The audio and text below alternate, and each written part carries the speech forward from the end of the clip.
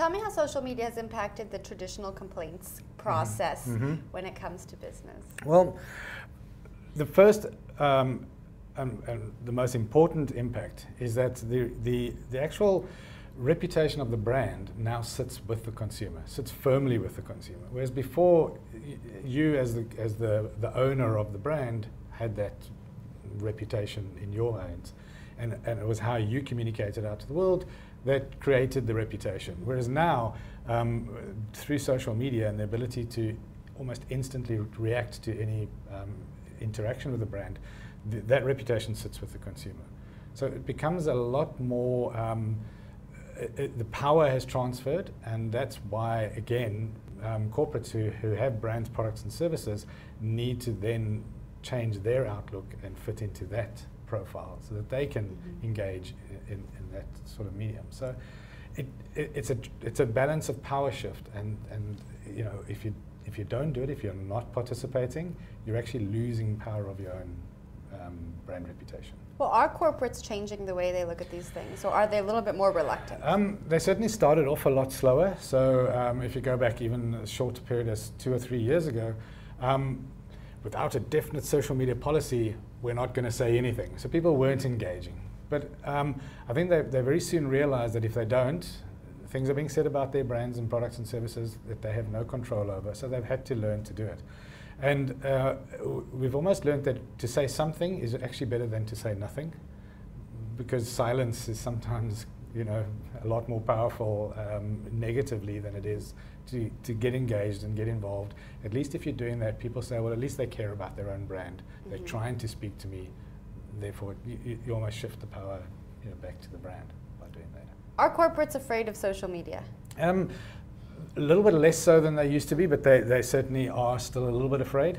But I think at first the frightening part was that social media was not understood within the corporate environment, so they outsourced it.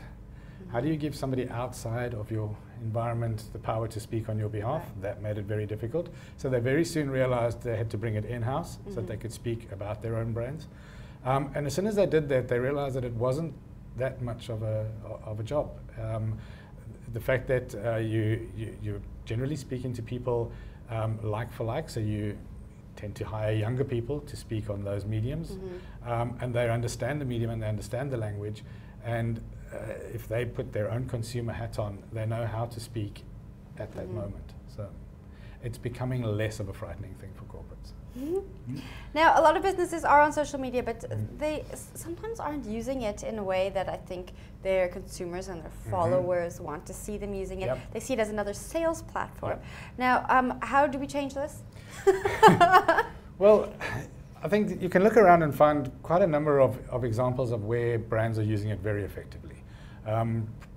I don't know if I should name brands, but yeah, do it. Absolutely. One of the most engaging brands is Coca-Cola. You'll find that they do a lot of their campaigns, not only support, they don't use social media just to support the brand, they're actually using social media as the foundation platform for all of their brand campaigns. Wow. So, and what they do is they solicit interactions from their consumers via the social media platforms. And by doing so, you feel you have a chunk of that brand as part of you. You know what I mean? So in other words, it's like a lifestyle. Yeah. The big mistake is what you mentioned in your question there, is that you can't force, it should not be used as, I'm going to use this as a sales channel only. It's an engagement channel. If you get sales out of it, then yay, that's great for the client. But if you don't, the idea is that you're engaging with your customer. The other idea is you're trying to build communities around your brands and products. So you have brand advocates, people who are going, I love this brand, really it stands for the same values that I do, so I'm willing to champion it out of my own bat. Nobody's paying me to do it, I'm not incentivized to do it, it's because I like the same values as that brand.